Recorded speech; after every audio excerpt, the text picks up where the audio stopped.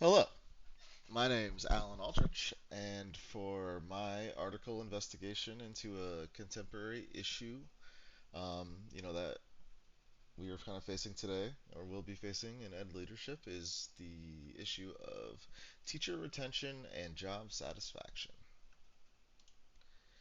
Challenging issues in education today. We've gone through a lot, but I think we all know that there's a lot of turnover in teaching right now. People leaving the profession for a myriad of reasons. And this high turnover rates can disrupt the educational continuity, and you end up with a lot more inexperienced teachers, which can affect student learning. And also, when teachers leave your district, you have to spend resources, time, and money on recruitment and training. So that's something to be considered here. Instability from that turnover can also, negatively impact students, not just academically, but emotionally, their well-being as well. The other half of the issue, job satisfaction. Um, this can be a really challenging thing when it comes to teachers. I think their job at current is the hardest it's ever been in the current climate. Um, and some of these points that you need to consider: heavy workloads can lead to burnout. Um, Insufficient support, from administration or lack of resources can cause frustration with teachers. Um, Especially when it comes to discipline, right? If you're having student behavior issues in your room, but administration isn't supportive and trying to um, fix or help those behaviors, it can be really tough for teachers. They won't feel supported. But in addition, like these behaviors that won't go away because of the lack of discipline, further stress teachers. Um, I think everyone's heard teachers aren't paid enough, their salaries aren't enough. So you definitely need to consider inadequate compensation and benefits and how they impact teacher job satisfaction. And just the overall emotional toll of teaching um, in 2023 can really affect the well-being um, of your staff, of your teachers, and that can really affect not just job satisfaction but performance. Okay, so for my three articles, these are the three I chose. I am going to kind of go through what they did and the conclusions or findings that they kind of came to. There's a lot of overlapping themes that we're going to see, and I think that just kind of shows that if you see it in more than one place, then it's probably pretty accurate information and things that we can take and apply as future leaders in education. Um, so, first up, we have improving teacher retention through support and development. I'm probably going to go more into this one than the other two. Not that we're not going to go thoroughly through the other two.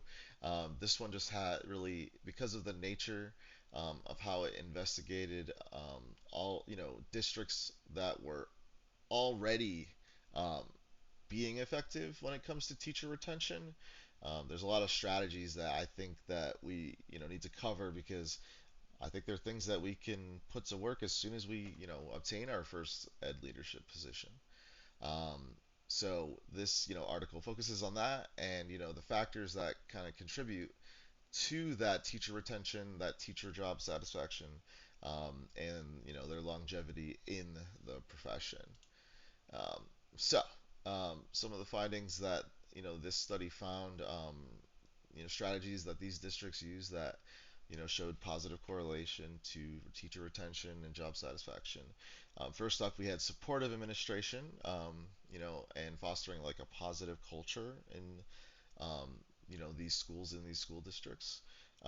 Each district emphasizes a supportive administration and positive school culture, which we know when people feel better and they feel supported, usually they're going to feel better about having their jobs there.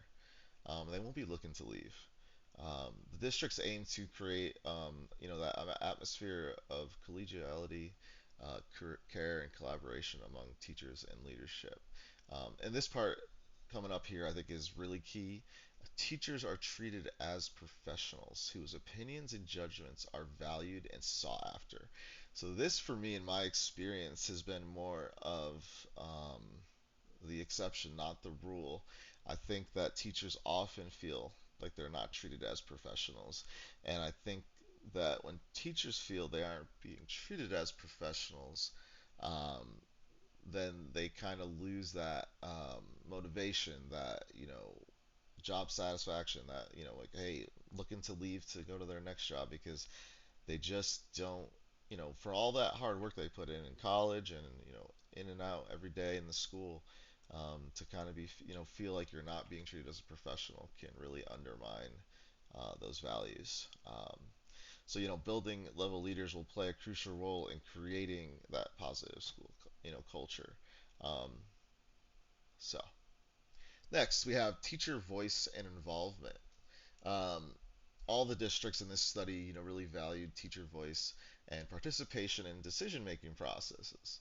Um, I think a lot of times teachers can be a little adverse to change, especially though when, and more particularly when they are not involved in those decisions or those changes. Like, even if, they're at least heard and can say, hey, this is our feelings on the topic, even if it doesn't go their way, they're going to be more accepting to those decisions, if, they're at least able to contribute. These districts actually had committees, though, that comprised of teachers. Um, and they actually played a real significant role in making district level decisions. And I think, I've worked in, well, 4 school districts, and I can't say that that's ever been a thing that I've observed. But I think it sounds great, and I think it would um, play a great role in teacher retention and job satisfaction. Um, Teachers' input was always actively sought in these districts, for all types of matters: curriculum, finances, and calendars. And ultimately, these decisions are the decisions of the administration, of the Board of Education. But I think with these districts involving the teachers in some of these decisions, that's going to really positively impact teacher retention in the district. Okay, so other findings from Article 1: academic freedom and autonomy. This is also kind of like, a lot of these are linked, but and you're going to see some overlapping, but creating that, positive culture is going to affect this as well, right? A culture, and that can then foster a culture of trust and openness, and that will allow those teachers, really to feel academic freedom to innovate in their classrooms. They're not going to feel like, like, oh, should I change this? Well, is this a bad thing to try? Like, if they feel empowered and they feel like they can try, and have that freedom, um, they're gonna innovate and they're gonna take those risks to try to, do an even better job than they already are. These teachers in these districts were also trusted to, make instructional decisions based on their professional judgment. Okay, so um, really, again, being treated as a professional, you know, being allowed to make their own decisions about their classrooms, it's probably going to really help teacher retention, right? Um, so, this one is also one that hits home for me: personalized professional development.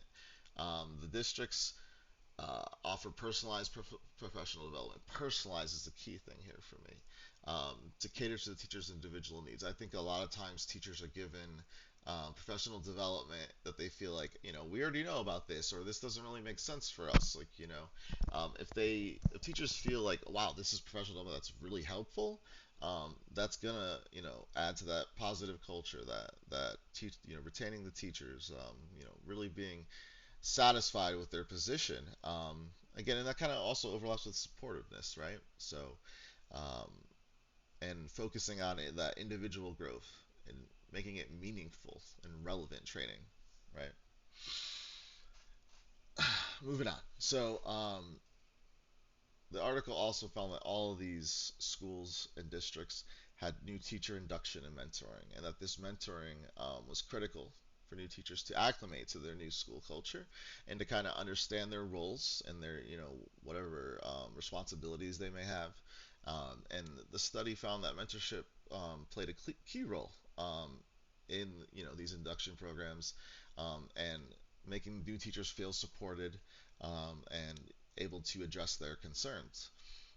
Effective mentorship, led to a really high teacher retention rate in these districts. So um,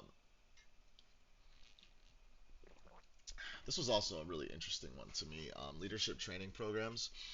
Um, a lot of times teachers want to become administrators, but their districts often hire from outside the district.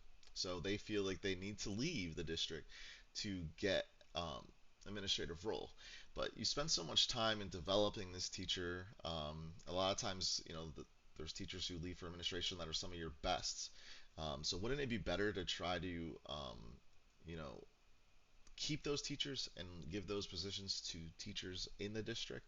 And there's ways to do that. In these districts, they allow teachers to advance within the district by creating, leadership training programs, to retain those aspiring leaders. And for example, in my district, another way that they do that in my Seymour is they have a really high credit refund. So they encourage teachers to go back and get their sixth year in administration. And what you have is you end up having a lot of teachers ready to step up into those leadership roles. Okay, so those are all strategies that Article 1 kind of investigated and really found a positive correlation between teacher retention and job satisfaction. Moving on to Article 2, teachers' job satisfaction and work performance. This article explores the connection between teachers' job satisfaction and work performance. The study employed a descriptive correlation design involving 104 school heads, 313 teachers. Data was collected using validated questionnaires and performance documents analyzed with statistical tools. Uh, so, the article 2 had some very similar findings to our first article. So, just to kind of sum it up, when teachers felt secure in their positions, so they felt like, they weren't trying to be kicked out, or no witch hunting going on, or really felt secure knowing like I am valued here and I'm going to be here for a long time, it positively impacted their work performance. Um, Seems like, pretty straightforward to me. Uh, Factors like this was interesting because I thought it would have had a bigger impact, but factors like colleagues, working conditions, they didn't significantly affect work performance or job satisfaction as much as one would think. There was a connection of the importance of like recognizing, um, like the importance of job satisfaction. Excuse me. Um, and how they're supervised and how well, they feel secure in their jobs. So that's kind of what this article really focused on when it came to its conclusions. Um, and when teachers have that high job satisfaction, as we've said, they typically will have a better work performance, which, in turn raises student achievement and student well-being. Okay, Article 3, teaching job satisfaction, the importance of school working conditions and teacher characteristics. The study used data from 150 schools, 200 teachers, and 4,090 eighth grade students in Sweden. And although this took place in another country, it kind of connected Sweden's, and basically a lot of countries in Europe and America, and how teacher retention is an international problem and challenge currently. So this study examined various factors related to teacher job satisfaction, including teacher assessment of their own job satisfaction, working conditions such as student discipline, leadership support, school resources, teacher cooperation, and teacher workload. So yeah, you're seeing some familiar words here, familiar themes from the other articles.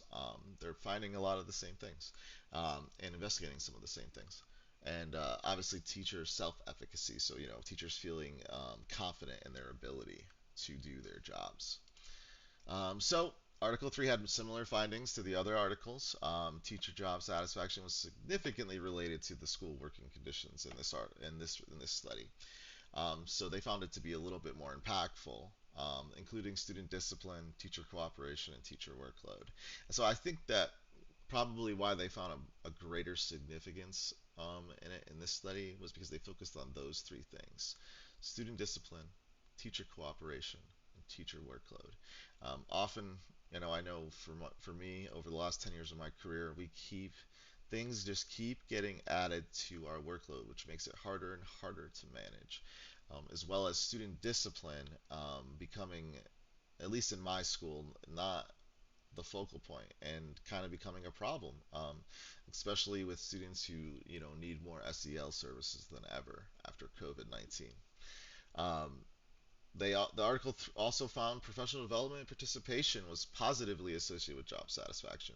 So this kind of goes back to one of the other articles findings when it said about how finding meaningful and related professional development will help with job satisfaction, will help with the teachers retaining those positions and not moving on either to a different career or a different district. Um, and I think to have that participation, you need to have relevant and meaningful professional development, which is a tall task. It's not easy to convince teachers, a lot sometimes that this professional development is meaningful because they've had a lot of experiences where that isn't the case, or someone's teaching a professional development that really, doesn't know what they're talking about, whatever it may be. So, you know, although it has a positive impact, it's not going to be an easy challenge to overcome, but definitely one worth overcoming. Um, Again, with teacher self-efficacy, believing that they are good, good at their jobs, feel capable, competent, they're going to be way more satisfied with their jobs. And a lot of these things sound obvious, but in my experience working 13 years in education now, they're not as present as you would think. And I think that is probably why there is a lot of teacher retention problems. There is a lot of teachers not satisfied with their jobs anymore. Um, so I think this is a really important challenge that I think we're going to see that we're going to have to, do things about for the foreseeable future. Okay, so um, I took all the findings of the three articles and I kind of broke them down into some implication, like over, arching and kind of more broad implications that will have on ed leadership. Um, so that balancing of supervision. So you know, don't micromanage, okay, quote unquote, your teachers and be there constantly supervising, always in the classroom, making the teacher, feel a little insecure, but also, you know, not never being there either, right? Finding that balance of supervising a teacher, but also letting them have that autonomy um, and trusting them to, do their professional responsibilities. Um, Also, recognition and support. Um, while some of the articles found that pay and recognition had a lesser impact, I think that it's still really important, and it's going to be an implication for leaders in education because it'll be essential for them to kind of, because just because of that one comment can say, "Hey, you did a great job with this," that can go so long. I know from personal experience. Just a compliment here or there saying, "Hey, you are doing a good job," you know, um, can really have a meaningful impact. So that positive reinforcement and creating that supportive environment can really contribute, and I think that's part of it to a teacher's job satisfaction and engagement with their position. So leadership training. Developing pathways for teachers interested in leadership roles within the district so they don't leave the district. These are people that you've, you know, have been with your district, have you know, spend a lot of training and resources on them. You don't want them leaving your district. You want to retain them. So create opportunities for them to get those leadership roles within the district so they don't have to leave and you don't have to go out and find a new teacher. More implications. Um, just kind of summing up supportive leadership, education leaders, you really need to focus on creating that supportive atmosphere that fosters collaboration, values teacher opinions, and treats all staff members as equals. This will contribute to a positive culture and retaining teachers. Also, openness and trust. Cultivating that a culture of trust, openness, and academic freedom within the school can empower teachers and contribute to their job satisfaction and retention. Uh, okay, so those are the implications on ed leadership. Um, so just a couple points. A lot of these findings can connect to the theory of schools as a social system, but I just picked two to kind of talk about real quick to kind of sum up. Um, And one of the things in the schools as a social system, it says to use multiple perspectives to kind of frame school decisions. And, going back to those things that we talked about earlier with having teachers, be a part of the decision making process, valuing their opinions in others, that is using that multiple perspectives, not just using your own perspective and making those decisions about those challenges in your school on your own. Also, develop enabling school structures and processes. Emphasize mentorship, induction programs, so the new teachers, know what to expect, feel safe and supported in your district, and those will facilitate them to transitioning to the school culture and feeling supported. Um, like I've said many times, and fostering that positive environment for teaching and learning. You'll retain much more, your new teachers, developing those kind of processes, which is also a big aspect of schools as a social system. So just to kind of sum it up, I took two standards from the Connecticut School Leadership Standards, um, and two that these findings and this issue kind of really correlate with is first, performance expectation, two, teaching and learning. Um, you know, element A, strong professional culture. We said this a bunch of times, but it's really been focused on really fostering that positive culture where staff feel like they're being treated as professionals, which obviously will always lead, when a staff feels like that, will always lead to, you know, more student learning, um, and teachers feeling, more capable in their abilities. Another performance expectation connection here. Number three, organization, little systems and safety. The welfare of safety of students, faculties, and staff. So we kind of, oh, sorry, went too far.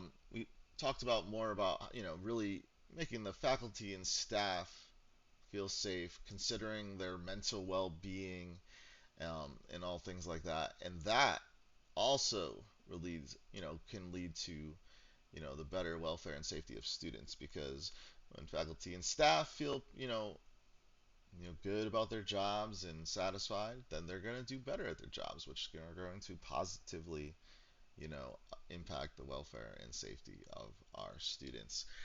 Okay, so sorry, I went a little long, but that is my presentation of my contemporary issue.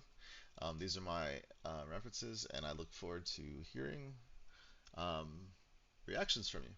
Thank you for your time.